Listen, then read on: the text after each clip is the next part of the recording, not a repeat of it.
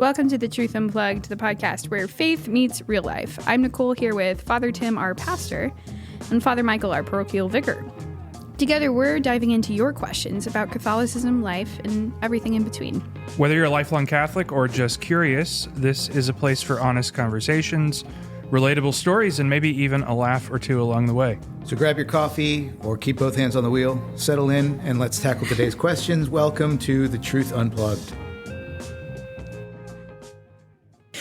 Hello, welcome to the Truth Unplugged. We're so excited you're listening today. I'm here with Father Tim and Father Michael. How you guys doing? How's your week been? Grand.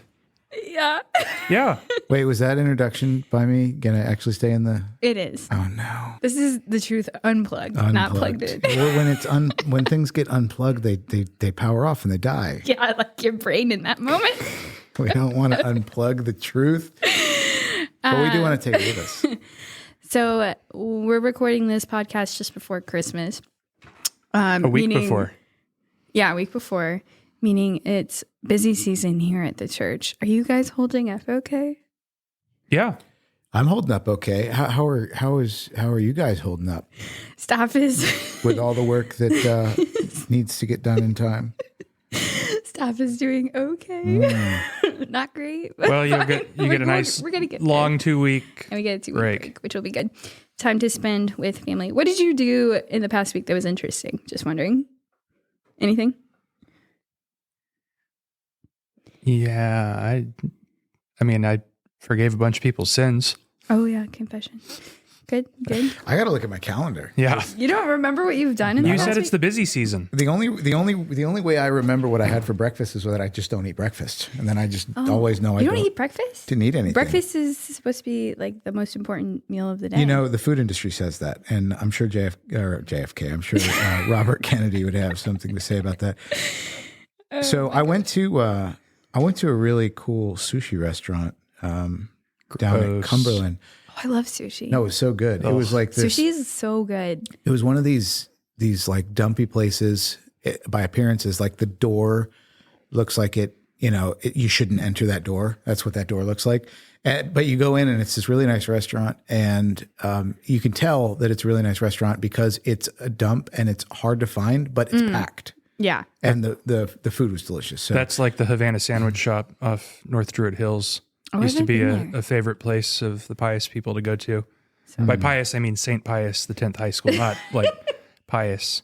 But it was one of those places where you walk by and the kitchen door was usually open. And if you looked in, then it was like, yeah, I probably shouldn't eat there. But same thing, it was packed. They only took cash. And then it burnt down because of how it looked. I mean, it just looked like the kind of building. It was probably some communists that burnt it down.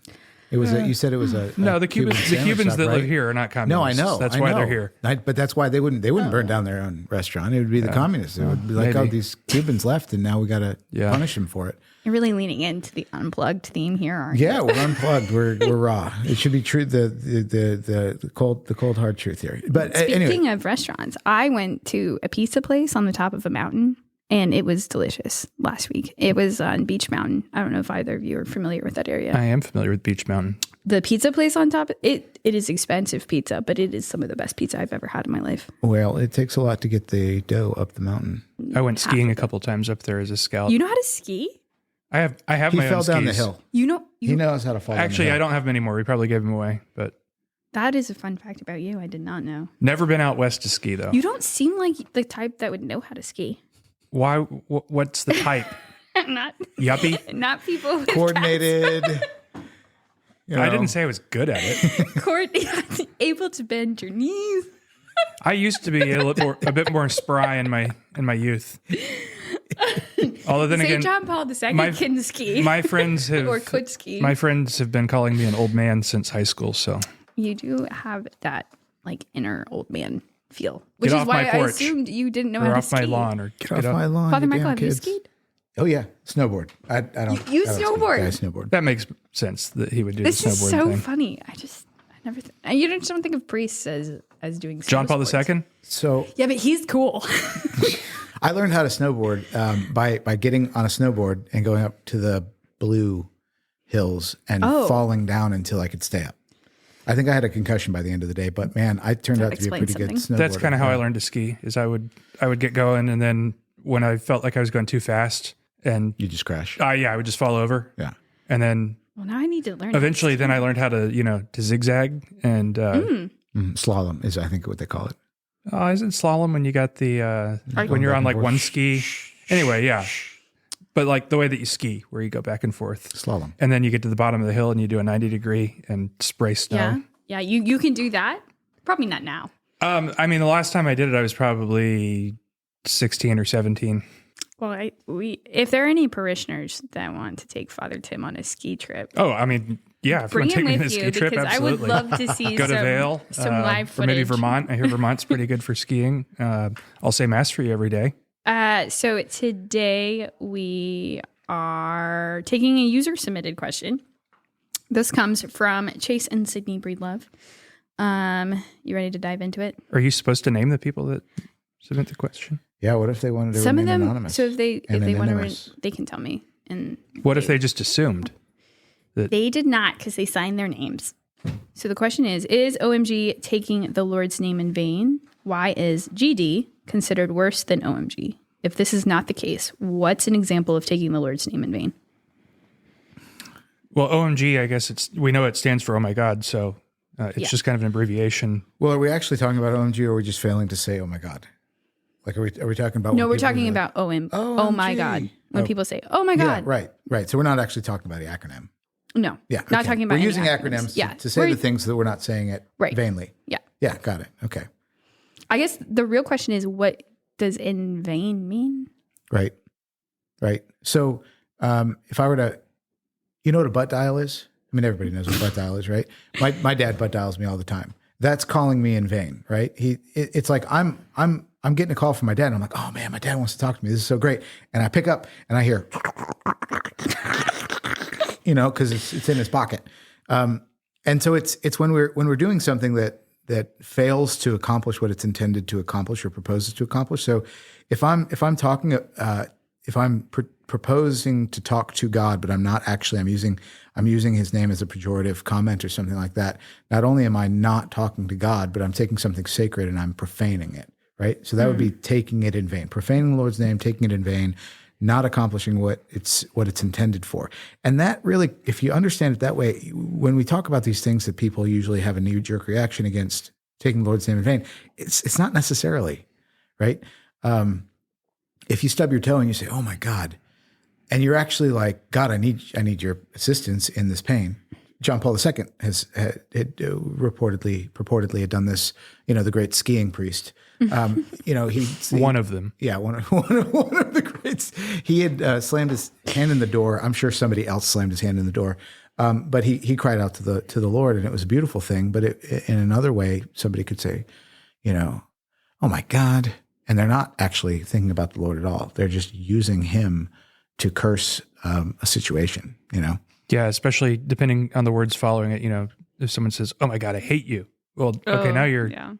Yeah. You've invoked God's name to then add to hate. And an excellent example of this is when Joe Biden made the sign of the cross when they were talking about preserving women's rights, discussing directly abortion. Yeah, they were talking about abortion. He signed himself, and they were talking about the need to preserve abortion and how good abortion was, and he made the sign of the cross. That was not only blasphemous. That was absolutely taking the Lord's name or taking the Lord in vain. He was calling on the Lord for something evil, something. So you can be calling on the Lord and not actually calling on him. You could be calling on the Lord and for an evil reason.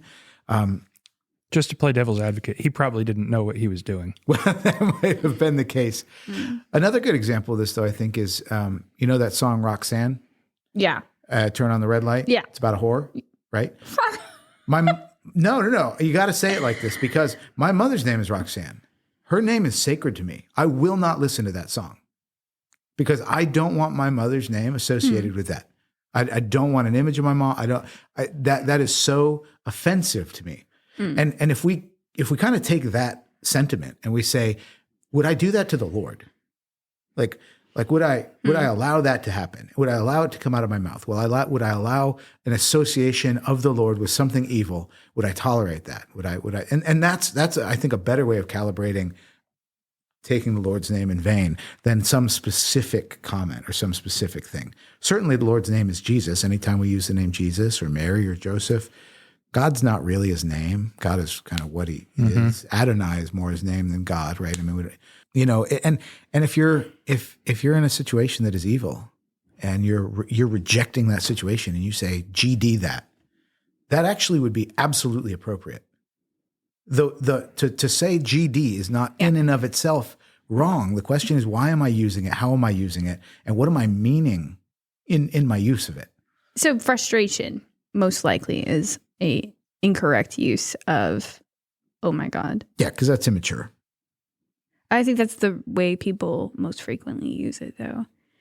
Like, so I know some people that use it fairly often, and they will say like, they'll say like, oh, I said it, but it was like, I'm just praying. And I'm like, you seem angry though. I feel like that, like you can't just ascribe intention to it. But anger can be righteous. About the dishes? No, then you're. Oh, so who are we talking about? Not my husband. Yeah. Oh, your little girls are saying this? No. But, or like about. What are you teaching your children? A friend frustrating you or something. Like, oh my God, she's so annoying. Yeah, well, that's absolutely, I mean, that's clearly, you're right? talking to that person and, you're not talking to God in that situation. And, yeah, so that would be in vain. And prayer, we have this sort of a Protestant notion of extemporaneous prayer where it's the just prayer. We just start talking. And that prayer. Father God, I just want to thank you. Yeah, prayer itself can be taking the Lord's name in vain. If you're not actually thinking about what you're saying, you're just rambling on and you're trying to get to your point. Saint Teresa of Avila. No, not saying God's name over and over again, but using it as a filler. Yes.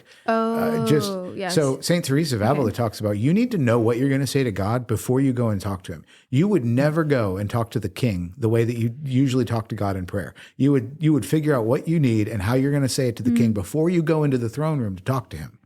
You don't just show up and start blabbering and hope you finally come around to the point, right? So even in prayer, you can be taking the Lord's name in vain. Which is one of the great things about the church, because so much of our prayer is scripted and it goes back 2,000 years. The Roman canon, the long Eucharistic prayer with all the names at Mass. Yeah. That's an ancient prayer that goes back to the earliest days of the church, and the prayers are scripted, and we read the prayers, and that's why priests aren't supposed to make up their own words at Mass, but just follow the words that are there because they're tried and true.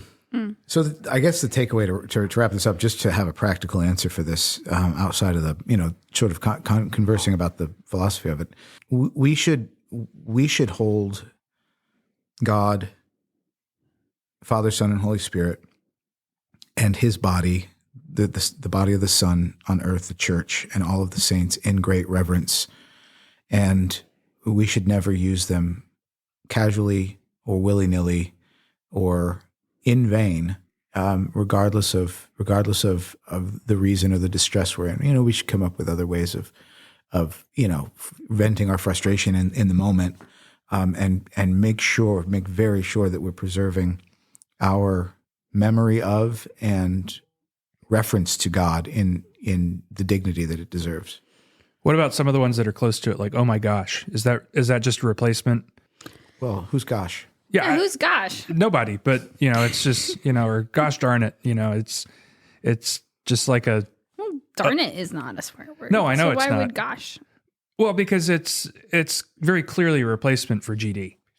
Cheese and crackers, I think, was one. Yeah, cheese and crackers. Yeah, cheese and crackers is one. A replacement for Jesus Christ. At least the Caribbean. Cheese and rice. Cheese and rice. Was it cheese and rice? Yeah. Yeah, it was cheese and rice. That's it. The Jamaicans do that one. Yeah. So these casual, would that now? I guess the follow up question is: does using God's name this way merit going to confession for it? Oh, that's a fair question. My gut is to say no. Really? Yeah. That's one of the commandments, though. Just because it's a commandment doesn't It's mean like it's in grave. the examination. Just because it's an, so is What makes telling it white grave? lies. Well, that's a bigger question. That is not the question we've got at hand right now. But my answer to the question at hand is as to whether or not you have to go to confession, which is to say that it is always a mortal sin to say, take the Lord's name in vain. I would say, no, it's not. That's my gut. Yeah. Really? Mm-hmm. Oh, Absolutely. That's interesting. GD, is that grave enough? It depends how you use it. Yeah. If you say no and you say depends. Well, yeah, because I'm thinking along the same lines he is. If I'm fighting with somebody over whether or not it's a good thing to kill a baby, I'd say that was a GD bad idea. It is. I mean, I actually don't talk that way. I use plenty of foul language, but I don't talk that way. But it's an example of when it would be actually an appropriate way to use the word. I want God to condemn this.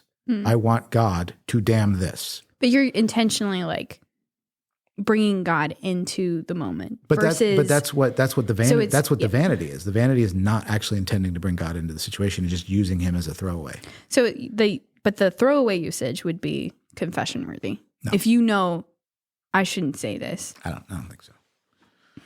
That's interesting. Thoughts, Father Tim? The thing with mortal sin is, you have to meet the 3 criteria. And a lot of times something may or may not be grave. And you just have to use your judgment. When you come to confession, Father, should I confess this? Yeah, okay, that's fine. Or no, that you don't necessarily need to confess that. Confession is an intimate thing where I can't just say like, this is a list of stuff that you have to, every time, no matter what, you have to confess it. It's a very tough thing. I've been asked more probably in the last year if I could help people with determining the mortality or the veniality of sins in their life. And I have a really hard time doing it because the church doesn't even define it. What grave matter is anyways. The church defines what grave sin is, but it doesn't define what grave matter is. And what I've realized, at least for me, is if you're trying to love the Lord and when you offend him, you're just really sorry for it and you're going to go to confession anyways because you go to confession regularly and you have a variety of different gravities of sins that you're going to bring to confession. It really doesn't matter if you determine if this thing or that thing is grave. If you're going to confess all your sins to the best of your ability when you go to confession, with the exception of, oh man, do I need to go right now or can I wait a week? I mean, with that exception in mind, or can I receive Holy Communion? And that's where you really just need to determine with your priest if you have a scrupulous conscience or if you have a well-formed conscience in your own conscience. No, this is okay. This was not grave, but never excluding yourself from the need of the sacrament. Because I guess it's great. What's grave for me might not be grave for somebody else, right? Well, grave matter is an objective, and that's where the rub comes. Is like because we should be able to define that then, but it's hard to. So because grave matter is the object, it's the thing that's done, it's the evil that's participated with. The subjective parts of grave sin are: did I have full knowledge that it was wrong, and did I fully engage my will to do the thing? Did I fully freely choose to do it?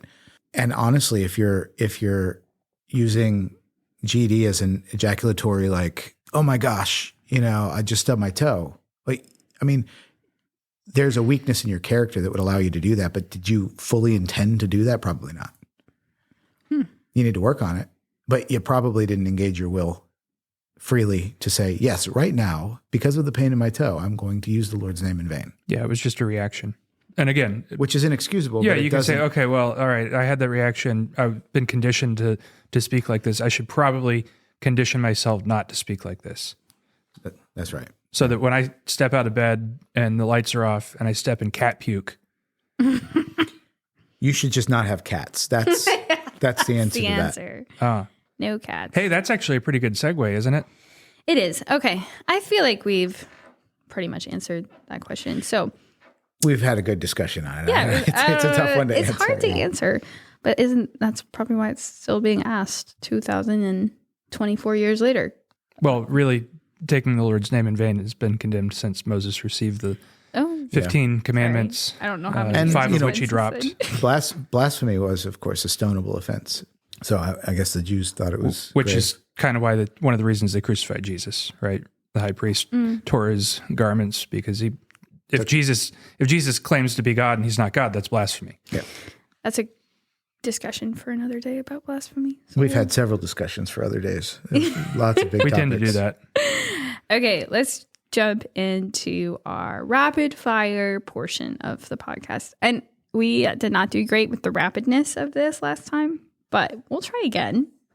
How can we practically live hope in anticipation of Christ's coming? Go to confession. Practically live hope in anticipation of Christ coming.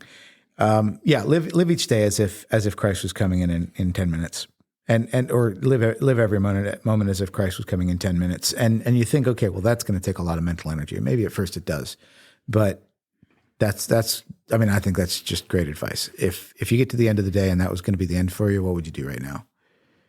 Yeah, practice the faith, receive the sacraments. Yeah, you'd pray. probably go to confession.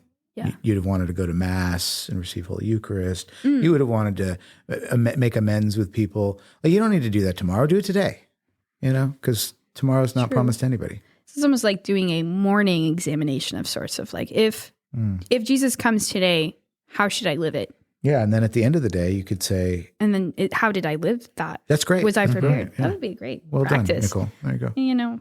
You're so holy. Got to work on it. Okay, cats or dogs? Dogs, obviously. It's the only right answer. Cats are from the devil, and Christians can't have anything to do with what's with the devil. Well, so We know your there's answer. a legend that says that when the Blessed Mother was in the stable with baby Jesus, there was an orange cat that came in, an orange tabby cat, Tried to eat him. and to keep them company. And Mary blessed the cat by putting a little M on its forehead between its eyes. If you look at orange tabby cats, they'll have that little M there.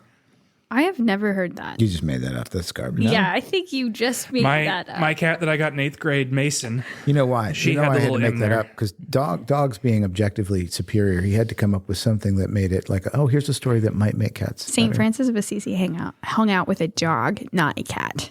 So, and he's a saint. He also took his clothes off and threw himself in bushes. That's true. A So little crazy. yeah, saying St. Francis did something isn't always like.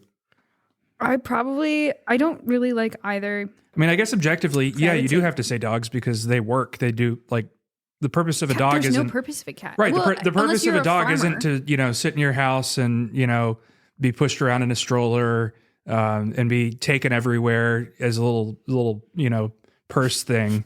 Well, and It's to hurt animals. It's to to defend your property. to kill bad guys. To watch the kids when the husband's not, But here's the real tire. It doesn't matter how large a dog is; it will not eat you just because you're smaller than it is. A cat will eat you as soon as it thinks it's big enough compared to you that it a will eat wolf you. will eat you. No, well, wolf's not a dog. These are two different things. Mm-hmm. What was the name of the big They red had dog? the white. Clifford. Clifford. Okay, so here's a good example. Okay, Clifford. This is Clifford, supposed to be a short everybody question. loved Clifford. He was huge, enormous. He was bigger than a house. Didn't eat anybody. Right? You get a cat that's twice as big as Frank, and it would try to eat me. There are a lot of funny. I used to have a cat twice as big as Frank. His name is Frank, Yeah, that's true. He did lose a lot of weight. and he tries to eat everything now. No, but there's a lot of funny images online of if Clifford were a cat, and it shows Clifford the cat up on a roof where there's like a water tank and knocks the water tank off, and thousands of people drown. Cats are just selfish, narcissistic, evil, horrible creatures. I'm deathly allergic to both. But you like my cats, don't you? But I would like a cat. I think I'm gonna have to vote cats just because they can live outside and feed themselves, and that's the only place I could have an animal in my home is outside and me not touch it. A dog would kind of just die, I think, or run away. You have to kind of feed them. They're not as self-sufficient. You have to bathe them. Yeah, you gotta. They also pretty lick. sure like a cat feral. will not lick me. The dog licking thing yeah, is that's disgusting. I agree. So gross. Sorry, you're on Frank your and head Claire. for this. Frank and Cats Claire lick. both lick me. Cats lick. That's a rare thing for cats, but it's not like a personality trait of a cat. Like a Generally, no. A Labrador's life mission is to make you disgusting. That's That's not untrue. And cats will only lick you if they trust you because they think that you're one of them, and they let you into their little entourage. Oh, no. Yeah. So like if It Frank the feels more cat's sitting on my rewarding to lap be liked by a cat. and he's grooming himself and my hand's on him, and as he's licking his back, he gets close to my hand. He's like, "Oh, I'm going to help this person bathe," which is disgusting because he's got that sandpaper tongue that smells like cat food. I'd just like to point out, this is the hand that everybody shakes, everybody. Okay, after Mass, just remember, you might be shaking Frank Lake hand. Bring your hand sanitizer and make Father Tim put it on before you shake his hand. Okay, next question. What's the best vacation you've ever taken? Oh, gosh. That's a hard one to answer. Yeah. You guys go on a lot more vacations than me. Well, so I think... Mine? I've done 2 of those river cruises. Those were really cool. I was by far the youngest person on the boat.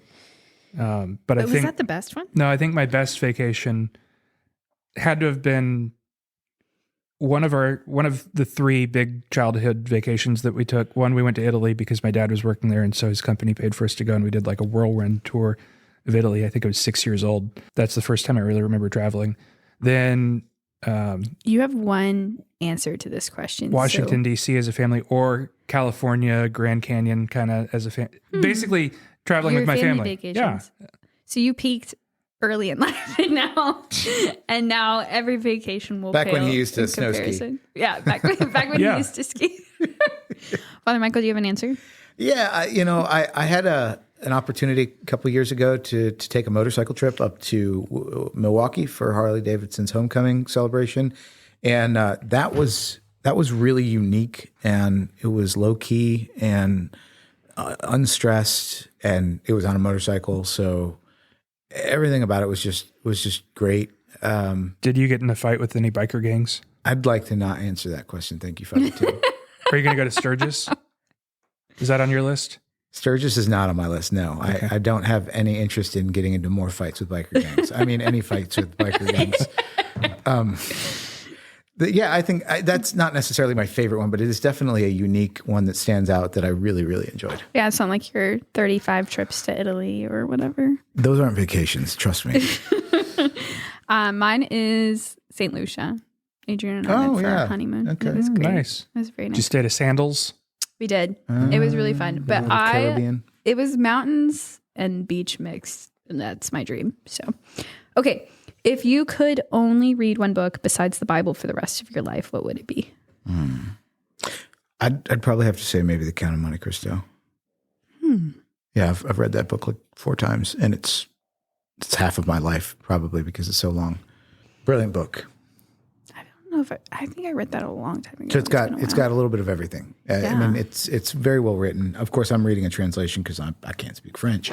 So it's a revenge novel, but it's got everything from nobility and heraldry and chivalry and young love and salvation and redemption and the dark pits of despair and cunning planning, and I mean, it's got everything in it that I enjoy. So it must be something about the French. They are fantastic writers, because mine would be Les Mis from high school on, being in drama. That was just always kind of, and same thing. It's got so much. It's the story of mercy and forgiveness, and they take their time to develop. Like, the human aspect of it all. There's the 100 pages of what is it? The Battle of Waterloo. Oh my gosh! Yeah, just skip that part. That's when it's okay to read an abridged version. Yeah, that's why they abridge books. Yeah. I actually never finished Les Mis because of that. I just could not push through. I think it's literally 40 pages. And you'd think, a battle scene would be exciting, but oh, he's talking about it like a Frenchman. So he's talking about like how losing. He's talking about how the vines are growing up this wall, and that some general stood by this wall, and that it's just like, come on, man, where are the explosions and the musket get the cannons. shots? Yeah, come on. Have you guys heard of Brandon Sanderson? He's an author. I've not. He writes like fantasy novels set in other worlds. It's really good world building. I don't read that kind of stuff. I think you would like it if you like. He has a lot of battle scenes too, but I'd pick one of his books. They're really good. They're like 1,300 pages though. They're quite long. Well, you gotta. I mean, if you're only going to be reading one book for the rest of your life, you pick a long one. Yeah, it is long. Yeah. It's very dense. Okay, last question. What is your favorite childhood memory? I mean, again, I guess I'd have to say, traveling with my family or, That's so general. Yeah, I know, but it's just, I was the youngest. So does anybody have a favorite child? Yeah, Come on, how do you who narrow asked it this down? question? Do you have whoever asked this question? I'm going to ask you. Do you have a favorite childhood memory? Put it in the email. And send it to us. Send us your favorite. Yeah, child. I don't know, hanging out with my brothers when they would let me, because I was the little kid and, and their friends were usually mean to me, but when they would actually let me hang out with what they were doing, that was good. That was good. Yeah. Watch my brother Mike play Legend of Zelda so that I could figure out how to. Camping with my family was probably mine, but we did a lot of those. They were just all generally good. Yeah. So I think summers in like middle school, high school, we would run in feral packs of children from like sun up to sundown. We'd play paintball for hours out in the woods, and there were no rules. People got hurt. It was great. I mean, there was blood and broken bones, and we had a grand time. I mean, I think explains a lot about. I think who the freedom. I think the freedom and adventure of because we had a neighborhood, but it was surrounded by what used to be this huge, enormous farm. So it was acres and acres and acres and acres of pine forests, of sort of regular real tree forests, and then like open fields and stuff. And we would just have the whole run of it. Like the guy didn't care. So I mean, we had a neighborhood, but we also had just this fantasy world of like go build forts and climb trees and fall out of trees and hit each other with rocks, and so it was great. And I really appreciate memories of those days. Let's talk about our one thing. I hope you thought about this, Father Michael. Oh, my one thing this week, since apparently my one thing is food. Didn't we start with that? No. What was one exciting thing you did this week? I think that's what we started with. No, that's not your one thing. Oh. My one thing is Chomps. Maybe we can get Chomps to sponsor us. Yeah, reach out to them. That's my job. I found out about it from another YouTube I could have told you about Chomps. phenomenon. And, do you like the mini ones or the big ones? The big ones, yeah. Big ones. And they're pretty good. Yeah, and they're good for you. They don't have a bunch of filler. It's like snapping into a Slim Jim, like Macho Man Randy Savage, but it's not gross like a Slim Jim. Less processed, supposedly. No nitrates. Lots of protein. Apparently that's good for you. That's good for you. Like one of the big ones can really take the place of a meal. Where do you get your Chomps? Amazon. Okay. Do they sell them at like the grocery store? They used to sell them at Costco. Oh man, a Costco size pack of Chomps. Yeah. That would be amazing. You could probably if you put that in your prepper shelter, you could probably live forever. Ooh, that's beautiful. Chomps and Twinkies. Have some digestive problems, but yeah, I think we should build a prepper shelter. Oh, okay. Father Michael, your one thing? Especially from the reflection and the gospel today at Mass, spend some time this week, and I say today, I'm not sure when this is going to air, but spend some time this week thinking about where you'd be if Christ hadn't come. What your reason for hope would be, what the reason to get out of bed in the morning might be, what your hope for the future, what your hope for eternity would be if Christ hadn't come. Like spend some time and really get a good sense of what that looks like if Christ hadn't taken on flesh, hadn't been conceived in the womb of the Virgin Mary, hadn't been preserved by both Mary and Joseph's yes, and born into the world, where you would be. And I'll tell you why I would say that, because that's a pretty depressing meditation. I'll tell you why to do that, because he did come. And if you do that, you're going to be much more grateful at your celebration of Christmas. What gospel did you base that thought of? Well, this morning's. It was how the birth of Jesus came about, and the angel Gabriel showing up to Joseph, and Joseph really struggling with whether he was going to stone Mary or whether he was going to divorce her or whether he was going to marry her, and he didn't know what to do, and the angel showed up and told him what to do, and he did it. Is that which is like Matthew bravo. or Luke? Matthew. My one thing is that you can deseed a pomegranate with a massage gun. Did you know that? I learned this last week and it was amazing. I love pomegranates. Can't you just buy the seeds already out of the fruit at the store? It's not good. Oh. It's not as good. And they take forever to, I like them, but they're just hard to eat. But you can cut it in half and then flip it over and hold like the seed side in your hand and take the massage gun and beat the pomegranate and all the seeds fall out in 2 minutes. So next time you're in Jericho, there's this guy with a whole bunch of pomegranates, and you pay him a few shekels, and he cuts the pomegranate in half and puts it on like a juicer. Oh, and you get this fresh pomegranate juice for the next time delicious. You're in Jericho. Yeah, just next time you're there, drop in. The next time I find myself in Jericho. Yeah, hanging out there, and, dodging the whatever's going on. Thanks for listening to that really quick, rapid fire portion of our podcast. You know that that's just not possible.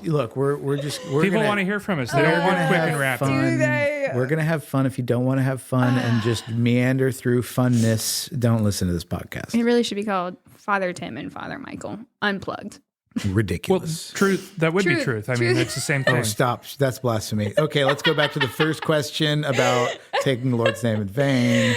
Thank you guys for listening. We appreciate you guys tuning in. Listen to us chit chat. We would love to answer your questions. So please submit them. You can DM us questions on Instagram or Facebook, or you can email them to us at podcast@stclaircc.org. And who knows? Maybe we'll answer them on a future episode. Well, in the meantime, make sure you follow and subscribe and share this podcast, The Truth Unplugged, with your friends.